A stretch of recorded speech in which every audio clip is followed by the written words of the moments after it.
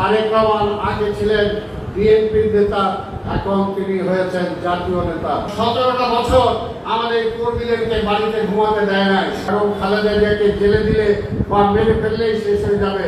কিন্তু সেই সময় আমাদের নেতা দেশনায়ক তারেক রহমান ভারপ্রাপ্ত চেয়ারম্যানের দায়িত্ব নিয়ে তিনি আমার এই দলকে সুসংগঠিত করেছেন, এবং তার নেতৃত্বে আজকের এই 5ই আগস্টের যে সফল গণ অভ্যুত্থান ঘটেছে, সেই গণ অভ্যুত্থানের পরবর্তী পর্যায়ে থেকে এখন পর্যন্ত তারেক রহমান আগে ছিলেন বিএনপির নেতা, এখন তিনি হয়েছেন জাতীয় নেতা। রক্তের গঙ্গা বয়ে যেতে পারত, যেটা আওয়ামী লীগের সেক্রেটারি শেখ ওবায়দুল কাদের বলেছিলেন, এই ধরনের পরিবর্তন যদি হয় তাহলে এক রাতে কয়েক লক্ষ লোক মারা যাবে।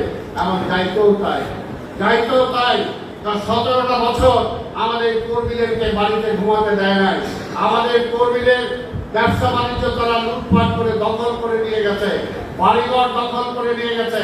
আমাদের ছেলেরা, ছাত্র দলের ছেলেরা বিশ্ববিদ্যালয়ে কলেজে যেতে পারে নাই, পড়াশোনা শেষ করতে পারে নাই।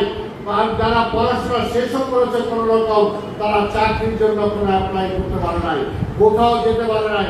এমন একটা অবস্থা ছিল, বিএনপিকে শেষ করার জন্য, বেগম খালেদা জিয়াকে মেরে ফেলার জন্য, যে বেগম খালেদা জিয়া পায়ে হেঁটে জেলখানায় গিয়েছেন, একটা মিথ্যা মামলায় যে সাজা দিয়েছিল মাত্র 2 কোটি টাকা, যেটা পরবর্তীকালে 7 কোটি টাকা হয়েছে।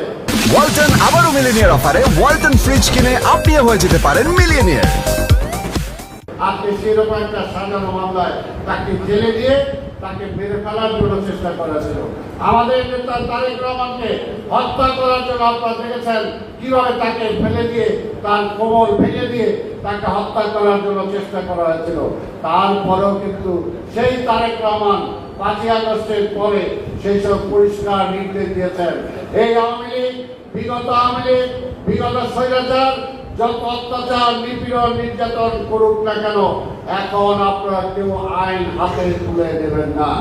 কোথাও কোনো আপনার সম্পদ দখল হয়ে থাকলেও সেটাকে পুনর্দখলের জন্য আপনারা চেষ্টা করবেন না। এক তারেক রহমানের নির্দেশে সারা বাংলাদেশ ঠান্ডা ছিল।